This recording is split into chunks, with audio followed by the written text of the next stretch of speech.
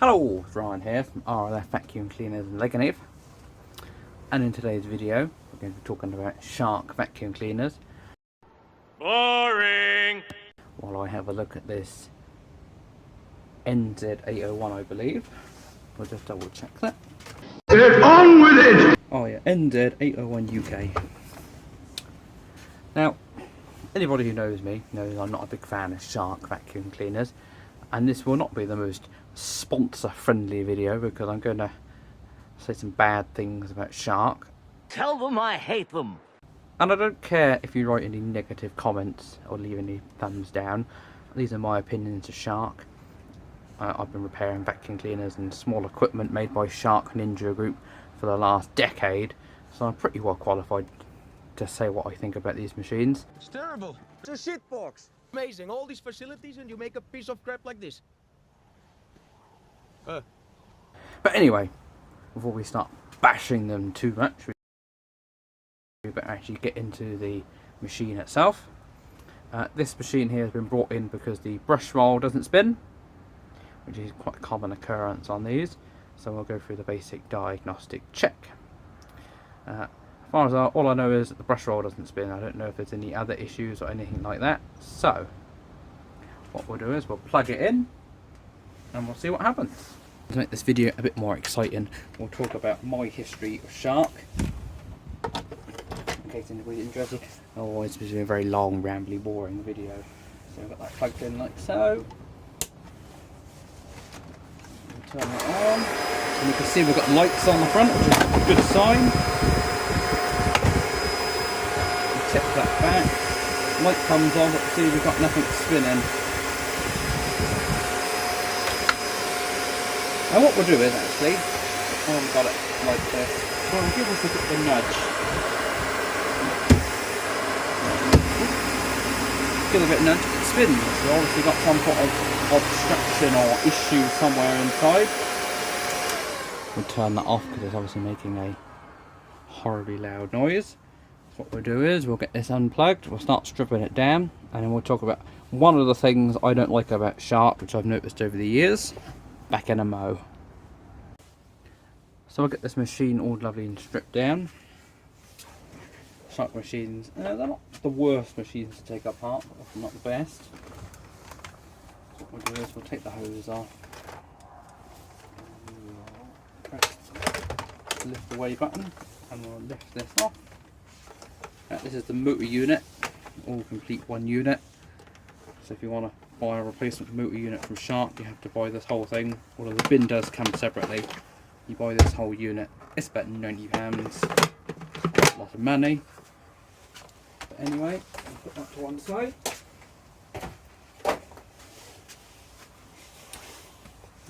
We'll take the handle off. So we're just left with the head unit.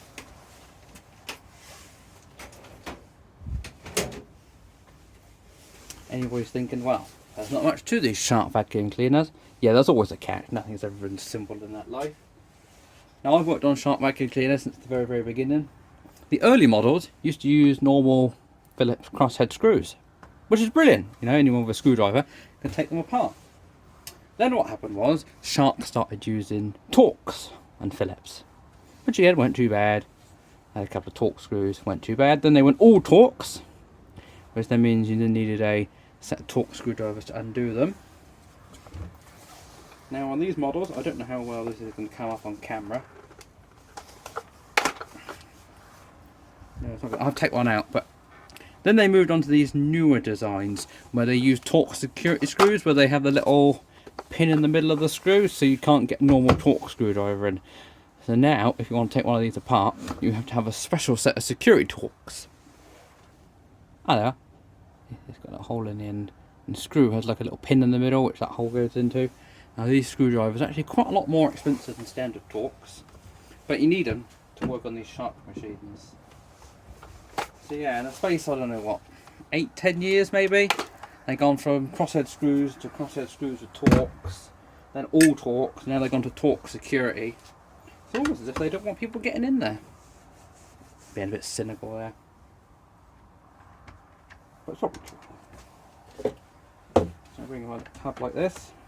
That's one of the things I'm not particularly impressed about Shark is, because you need basically 2 sets of torque. You need a standard Torx and a torque security. You also need quite a long shaft on them as well, so you can't use bit kits. These cheap kits where you get like lots of little bits in there, you can't use them because, well, it doesn't look too bad on this one. There are certain screws, I don't think it's this model, but there's another one where a lot of them are like deeply recessed, so you need a long shaft screwdriver. When I talk about long shaft screwdriver, you need something this sort of length, you know, good length on there, because you're almost using up all that room, which is again a pain in the ass.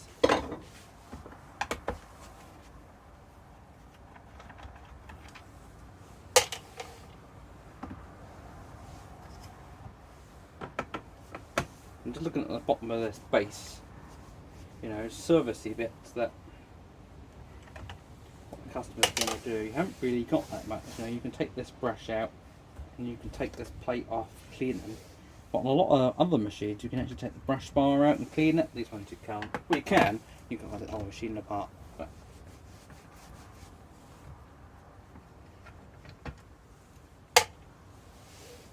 as for user serviceable parts, there's not really that many really. There's no blockage in there. Usually what happens is you get a little blockage in there. And under there, got another Torx screw. But my brief history with Shark is, for a long time, I've always sort of sat on the fence with them, not really got too involved with them. Simply because they're not the easiest thing in the world to repair. Parts, back in the good old days, were basically non-existent. And if anybody who's ever been involved with Shark stuff knows that when they bring a model out, they don't actually make a model for very long. Usually you might get, I don't know, a couple of months before they bring out a new model, which means no two machines you ever come across are ever the same. It's a pain in the arse of parts, because when you finally do find a good source of parts, they don't actually last very long before they bring a new model out. That's spinning nice and freely, which is good. So I reckon we have to go a bit further.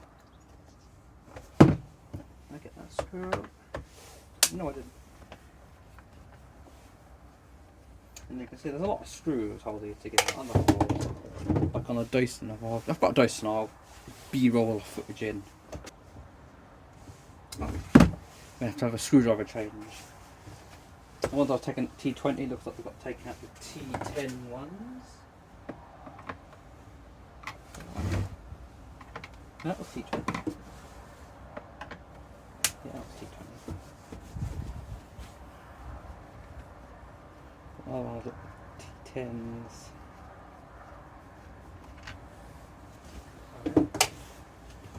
You gonna come off? No, you're not, are you? You're going to be a pain in the ass. I don't know, like Shark vacuums,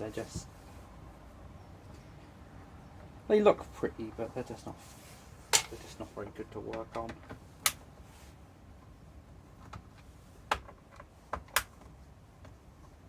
So we've got 3 T10s and all T20s.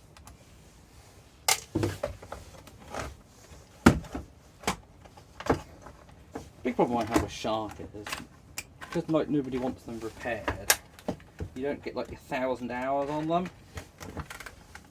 1,000 hours to get good on them. And the problem is, because they're constantly changing models all the time, you get sort of semi-good on one model and then they bring another model that's totally different. Here we've got 4 T10 screws. So to take this cover off, you've got 1, 2, 3, 4 T10s. And you've got 1, 2, 3, 4, 5, 6, 7, 8, 9, 10 T20s. Why can't they just use the same size screw, same size header screw? You're just adding more complex manufacturing. But again, there's probably some reason behind it. So looking on the inside, we've got the circuit board. You've got your little micro switch. Nothing on the board looks too bad. The motor doesn't look too black and burnt.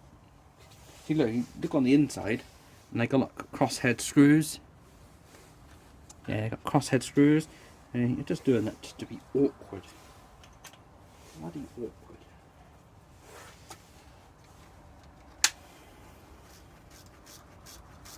That spins alright.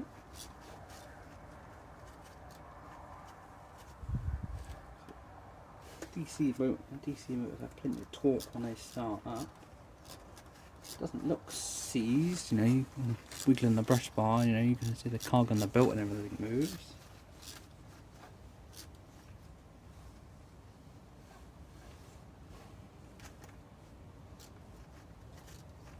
So what we'll do is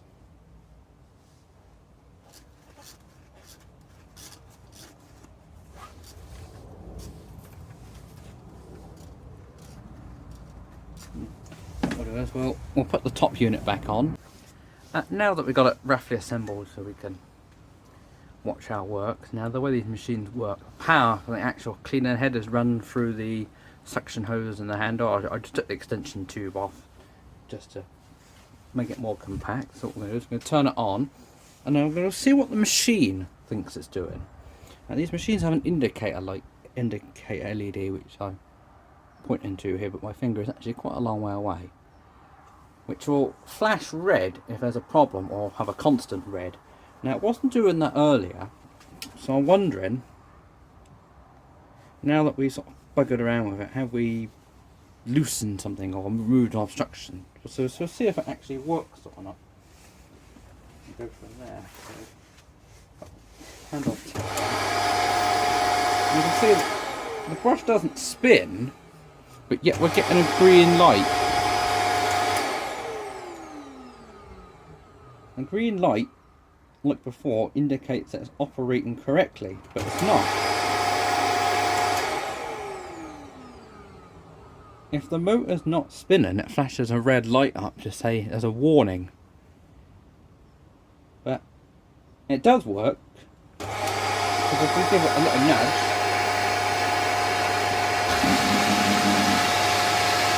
it spins.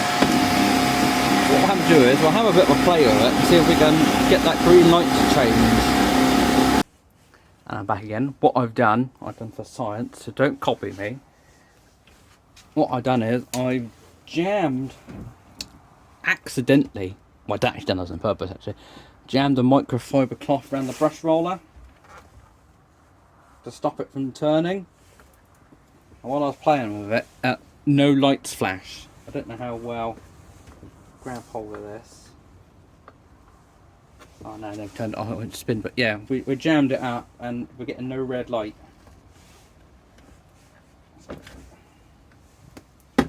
We jammed it and we're getting no red light. So I'd be more inclined to say it's probably going to be a circuit board issue than a motor issue.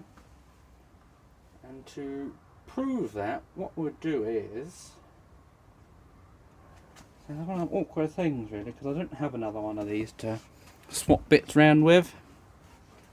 This is the awkward bit. Where do you go now? Because what we'll do is we'll fire it up, we'll measure voltage, see if we're getting voltage at the motor. So we'll measure the voltage across the motor.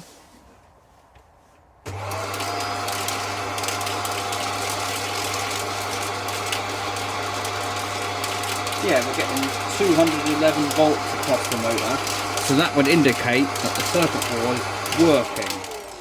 Circuitry, yes, we're getting 200 volts DC. It's a DC motor on this.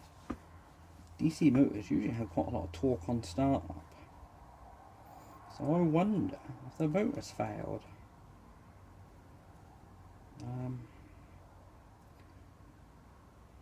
What else uses a DC motor?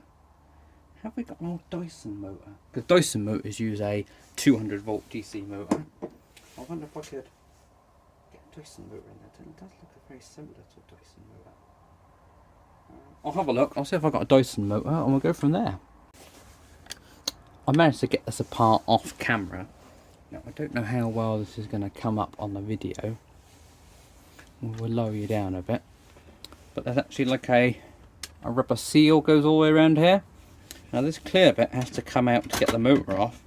So what does Shark do? They glue the seal onto this black bit as well, which means when you want to drop this clear bit out, you end up ripping the seal because there's no easy way of getting it off.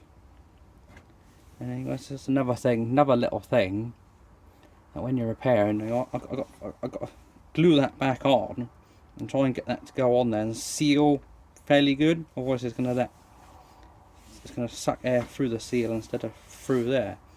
I know it's only a minor thing, but these little things all add up.